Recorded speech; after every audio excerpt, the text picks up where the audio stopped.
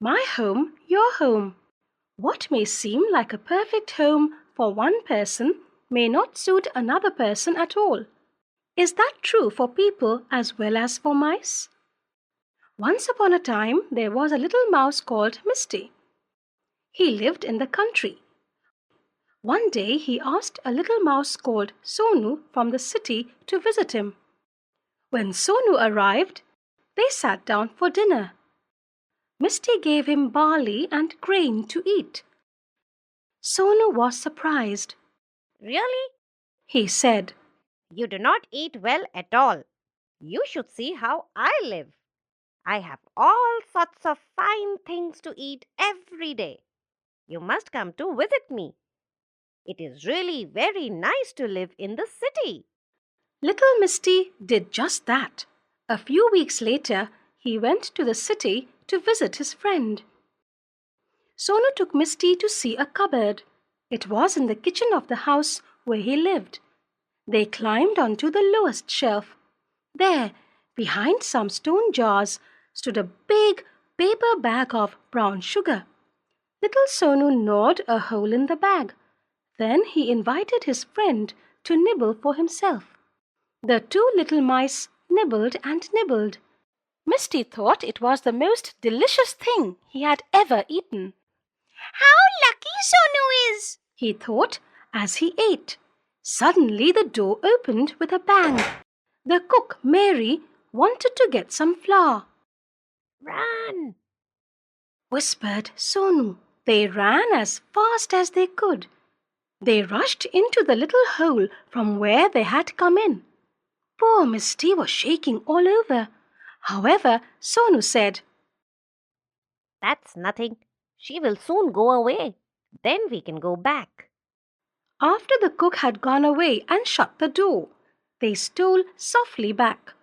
This time, Sonu had something new to show Misty. He took Misty into a corner on the top shelf.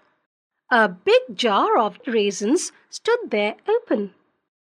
After much tugging and pulling, they got a large dried raisin out of the jar onto the shelf and began to nibble at it. This was even better than the brown sugar. Misty liked the taste so much that he ate it as fast as he could. All at once, they heard a scratching at the door and a sharp, loud meow. What is that? Asked Misty, alarmed.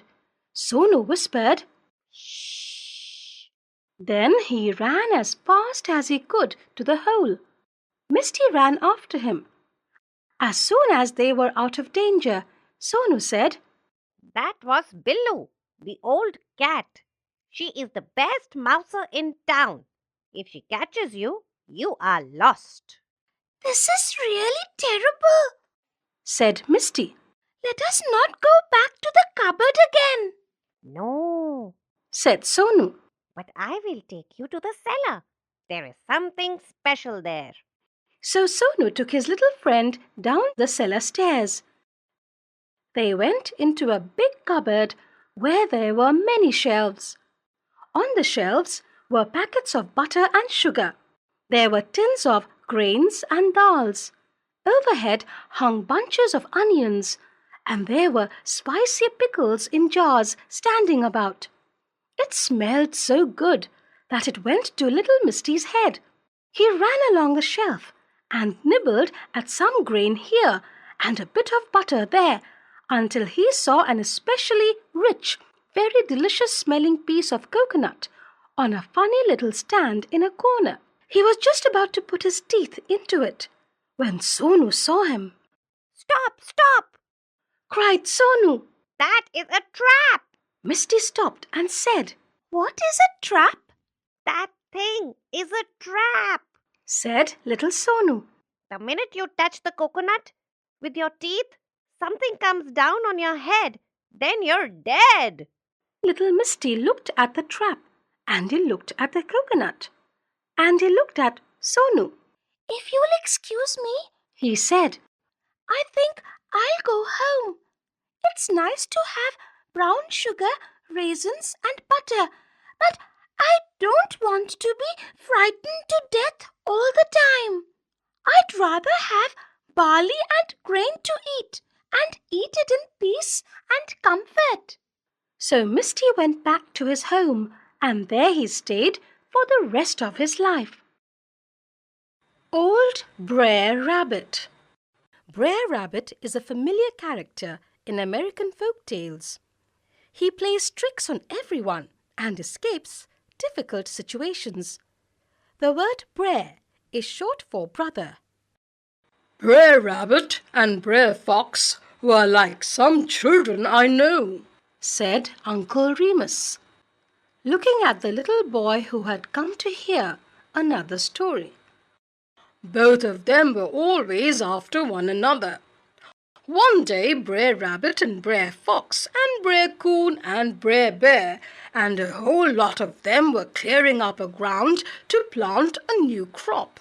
The sun got sort of hot. Brer Rabbit got tired, but he didn't give up because he was afraid that the rest of them would call him lazy. He kept carrying away the rubbish and piling up the bush being cleared. Then suddenly he yelled out that he had a thorn in his hand. He slipped off to look for a cool place to rest. After a while he came across a well with 2 buckets hanging in it from a wheel on top. That looks cool, said Brer Rabbit. I'll just get in there and take a quiet nap. With that, he jumped into one of the buckets. As soon as he did that, the bucket just went down into the well. Wasn't the rabbit scared, Uncle Remus? Asked the little boy. Honey, there hasn't been a beast more scared since the world began than Brer Rabbit was then.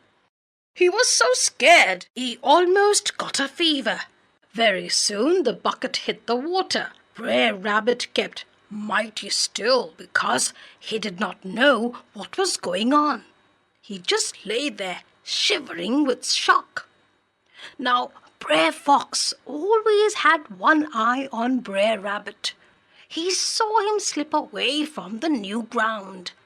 Brer Fox sneaked after him. He knew Brer Rabbit was up to something, so he followed him quietly. Brer Fox saw Brer Rabbit come to the well and stop. Then he saw him jump into the bucket. Next, he saw him go down and out of sight. Brer Fox was the most astonished fox that you ever laid eyes on. He sat there in the bushes and thought, but he couldn't make head nor tail of it at all. Then he said to himself, "Well, I know what it is. Brer Rabbit keeps his money hidden down in that well. If he hasn't done that, he has discovered a gold mine, and if it isn't that, I'm going to find out what it is." Brer Fox crept up a little near the well and listened. He didn't hear any noise or cries from Brer Rabbit. He came close to the well and peeped down the well. He didn't see anything and he didn't hear anything. All this time Brer Rabbit was sitting quietly, scared out of his skin. He was afraid to move in case the bucket tilted over. He didn't want to fall into the water. Then he heard Brer Fox shout out, "Hey, Brer Rabbit, who are you visiting down there?" Oh, I'm just fishing, Brer Fox, said Brer Rabbit. I thought I would get you all some fresh fish for dinner. Why don't you come and help me bring up the fish? Said Brer Rabbit. How will I get down there, Brer Rabbit? Jump into the bucket, Brer Fox. It'll bring you down safe and sound. Brer Rabbit talked so sweetly and cheerfully that Brer Fox jumped into the bucket. As he went down into the well, his weight pulled Brer Rabbit up. When they passed one another halfway up, or down depending on how you looked at it, Brer Rabbit sang out. Goodbye, Brer Fox. Goodbye, Brer Fox. This is the way the world goes around. Some go up and some go down. You'll get to the bottom all safe and sound. Of course. Brer Fox was rescued later, but that's another story. The giant panda. There are 8 different types of bears that live on the earth. Bears live in North America, South America, Europe, and Asia. The giant panda is a black and white bear that lives in China. It eats bamboo shoots and leaves. There are probably only about 1,000 giant pandas left in the world. What are giant pandas? Giant pandas are black and white Chinese bears. Female pandas are called sows, males are called boars, and baby pandas are called cubs. The panda is a symbol of peace in China. What do pandas look like? Pandas are large and have soft fur. They look cuddly. They have a big head and a heavy body. Their ears are round and their tails are short. The Chinese call the panda the giant cat bear because they have cat-like eyes. Pandas have sharp eyes and can see very well. Giant pandas are mainly white. However, they have black patches around the eyes, ears, shoulders, chest, legs, and feet. The panda lives in snowy and rocky places and walks around in the snow. The black and white color helps it to hide from its enemies. Pandas have very thick, oily, woolly fur that keeps them warm in the cold and wet mountains. How big is a giant panda? The full-grown or adult panda is about the height of a tall person. It can be about 6 feet tall and as heavy as a very big man. How do they move? Pandas are good tree climbers. Sometimes they take afternoon naps high up in the trees. They use their short claws to hold on to the bark of trees. Pandas cannot walk on their hind legs. What do pandas eat? In the wild, pandas eat only bamboo. Pandas have to eat a lot of food to stay healthy. They eat 10 to 20 kilograms of bamboo every day. There are very few bamboo forests today, so a lot of pandas are not getting enough food.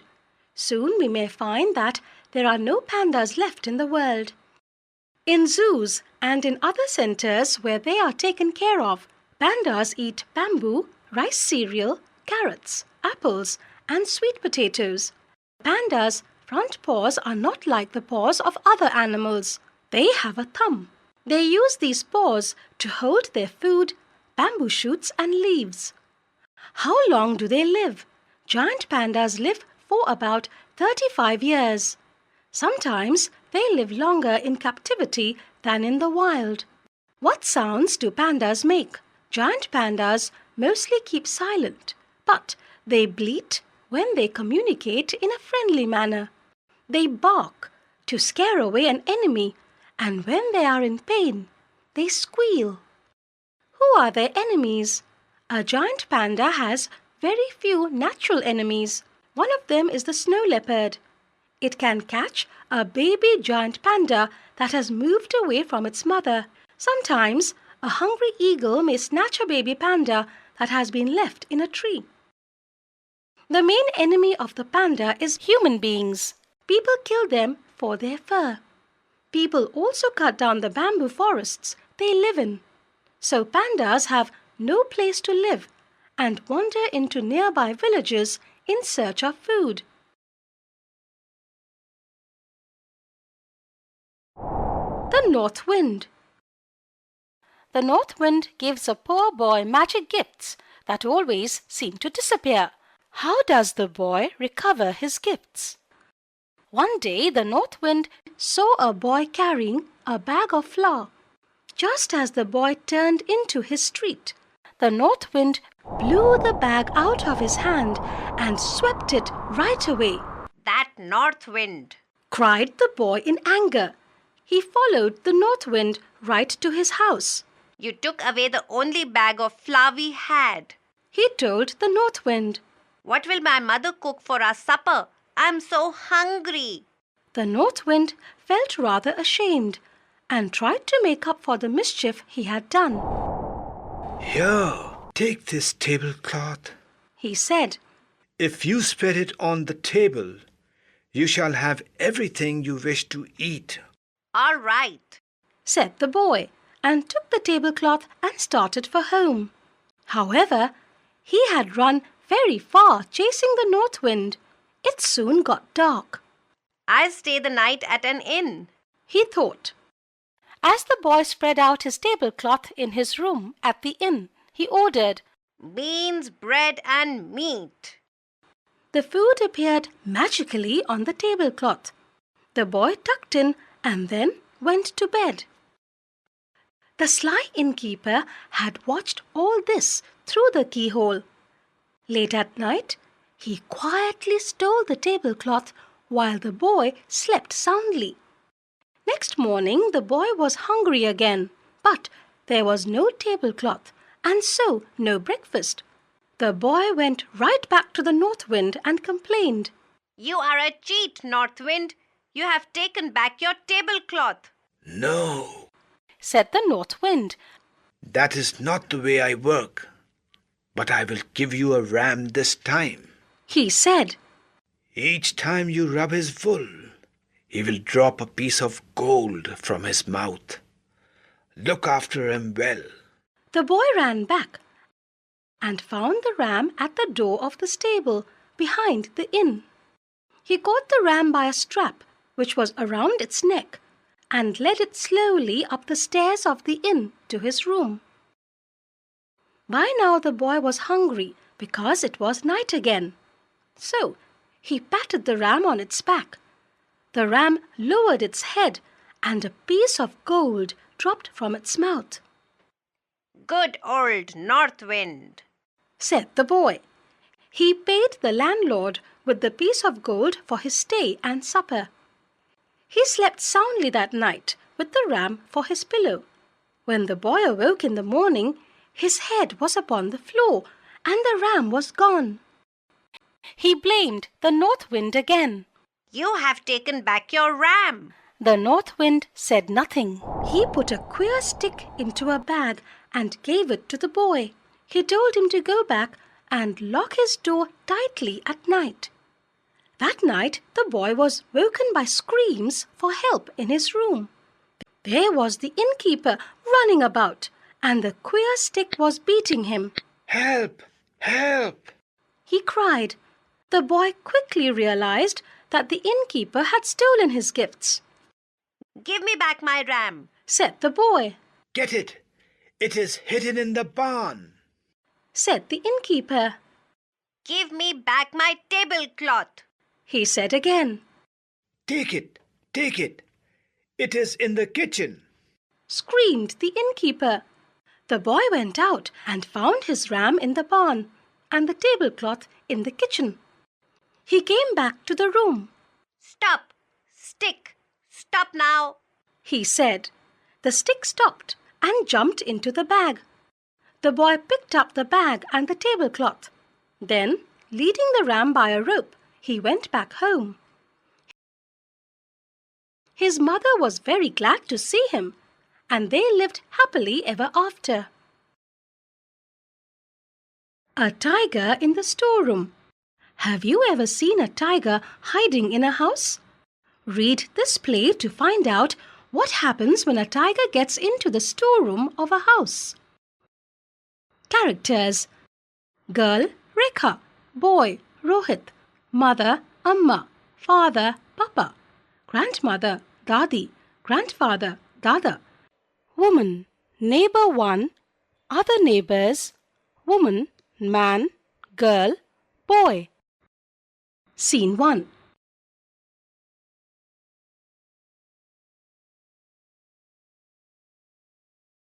Oof, Rohit. Why don't you look where you're going?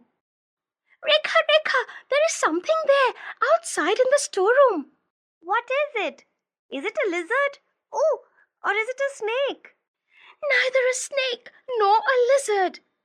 Then, what is it? Tell me, Rohit.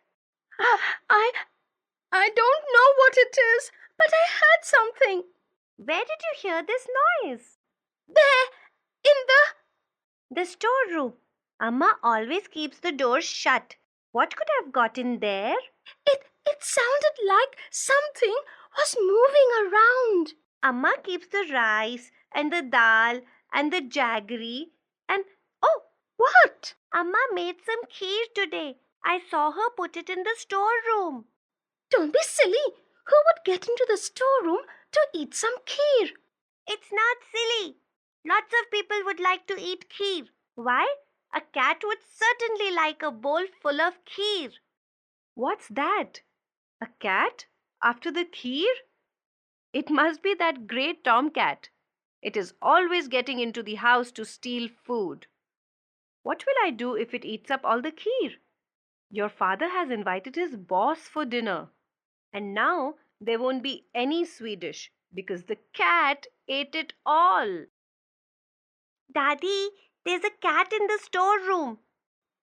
And it's going to eat up all the kheer Amma made for the guests. A cat in the storeroom? Nonsense. But it's true, Daddy. You can hear it mewing. Listen. I didn't hear a thing.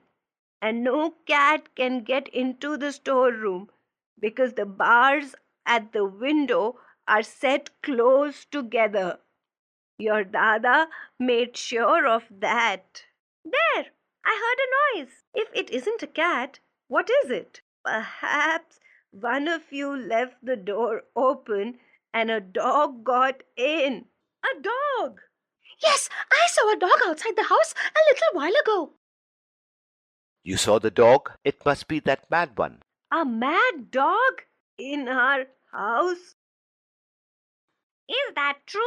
Yes, the children heard a noise and You can all hear it if you are quiet for a minute.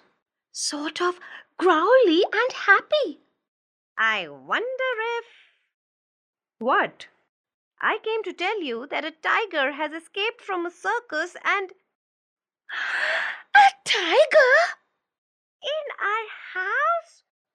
a tiger eating my lovely kheer. Will be in the papers. Scene 2. Who left the door open for the tiger to walk into the storeroom? Not I. I was doing my homework. Is it true? Is there a tiger? Really? In your storeroom? What is it doing now? Shh. I heard it. So did I. A purring noise. It's sleeping after eating all that kheer. Now is the time to catch it. Yes, when it is fast asleep. Who's going to catch it? Is the door locked? What door? The storeroom door. No. Do you mean to say the door is open? Rohit, Rekha, don't move. What's all this? Papa, there's a tiger in the storeroom. A tiger. Escaped from the circus. I'm so sorry, but there is no kheer for your boss. Really? What does a tiger sound like? Shh. Now listen. There. Did you hear that? It didn't sound like any tiger I've ever heard. Ramesh. Oh, be careful.